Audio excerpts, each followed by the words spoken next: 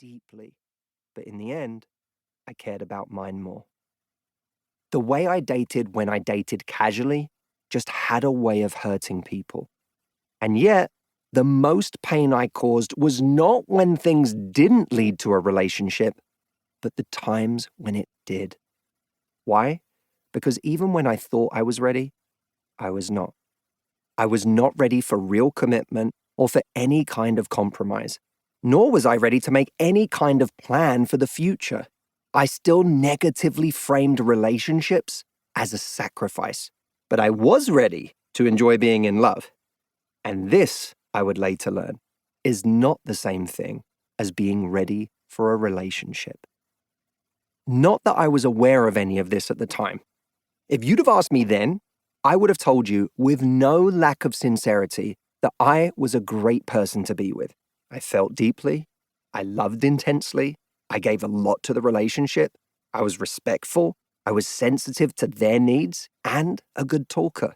All of this made me possibly the most dangerous kind of guy who's bad for you. The one you don't see coming.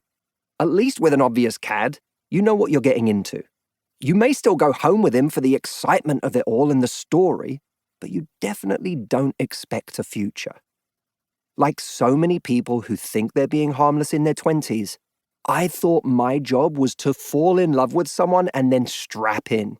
But that is not a relationship. That's a fairground ride. It exists for our enjoyment. When the ride stops being enjoyable, we get off. Whatever the "you must be this tall to ride" sign reads for the roller coaster of romance, the height requirement for a serious relationship is much, much higher. Flashback. I'm 24, and I already think, or at least desperately want the world to think, I know it all. I find myself standing in front of the Beverly Hills sign with a major publishing deal for my first book, Get the Guy, millions of views on my YouTube videos, and a brand new prime-time NBC show called Ready for Love. By this point, I'd been helping people for 6 years at all stages of dating, coaching thousands of people in person, on stage, in one-on-one sessions, in small groups and large ones, at every step of attraction, through every degree of heartbreak. But all that happened back in London. And this was Los Angeles, my new home for the next 3 months of shooting. I was excited. I felt confident. I wanted to be part of it. So here, in Beverly Gardens Park, too new in town to know or care what a cliche I was, I proceeded to film the first YouTube video I ever shot on US soil.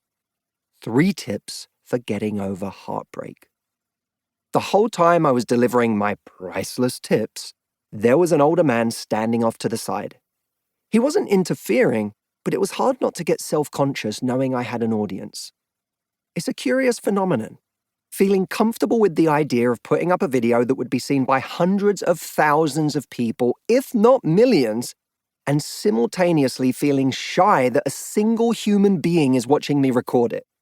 For his part, he seemed amused by my guerrilla film shoot on a sunny day, and when we were packing up at the end of the session, this stranger came over and said to me, "You've never had your heart broken, have you?"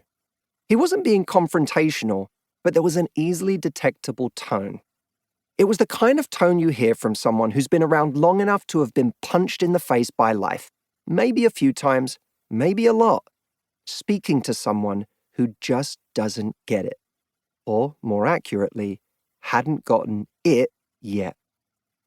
I felt patronized and pissed off. Who was this guy anyway? I didn't ask you to stand there and watch me, I thought. And now you're going to judge me? But as much as I didn't want to admit it to myself, he had struck a nerve. It's not that the tips I gave didn't make sense. For what it's worth, they did. The surprising thing about the advice I was giving at 22 and 23 and 24 is how right some of it, not all of it, but a lot of it, really was.